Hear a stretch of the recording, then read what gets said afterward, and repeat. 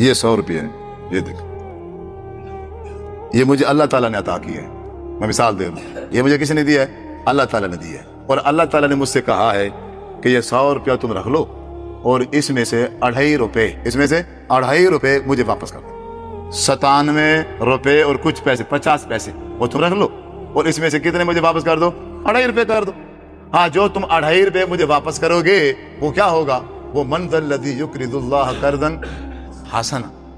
پھر میں وہ 2.5 روپے رکھ نہیں لوں گا، واپس کر دوں گا، اور واپس اس انداز سے کروں گا وہ روپے آپ 2.5 دو گے، میں وہ لاکھوں میں تمہیں واپس لوٹا دوں گا.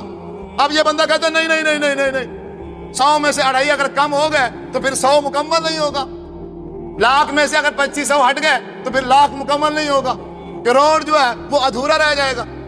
اور شیطان نے ادھر سے پٹی پڑھائی ہوئی ہے، بھائی 1 روپیہ کر کے جوڑو، 1 پیسہ کر کے جوڑو.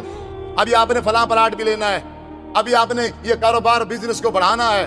او بھائی، یہ کاروبار اور بزنس بڑھ رہا ہے، اور جب اس انداز سے بڑھے گا، جب اس انداز سے اگر کوئی بندہ اپنے کاروبار اور تجارت کو بڑھائے گا، اس کا فائدہ کیا ہوگا؟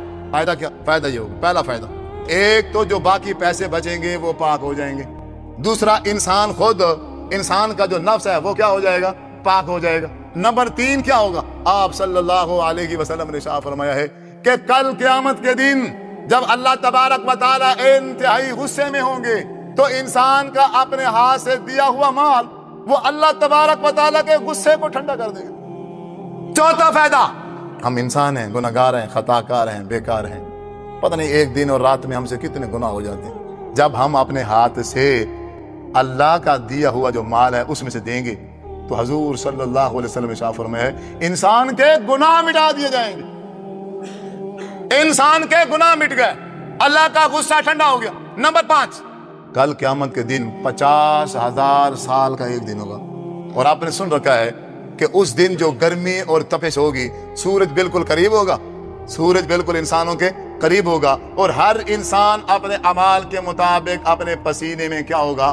ڈوبا ہوا ہوگا، غرق ہوگا. کوئی یہاں گھٹنوں تک ہوگا، کوئی ناف تک ہوگا، کوئی گردن تک ہوگا، کوئی مکمل اپنے پسینے میں کیا ہوگا؟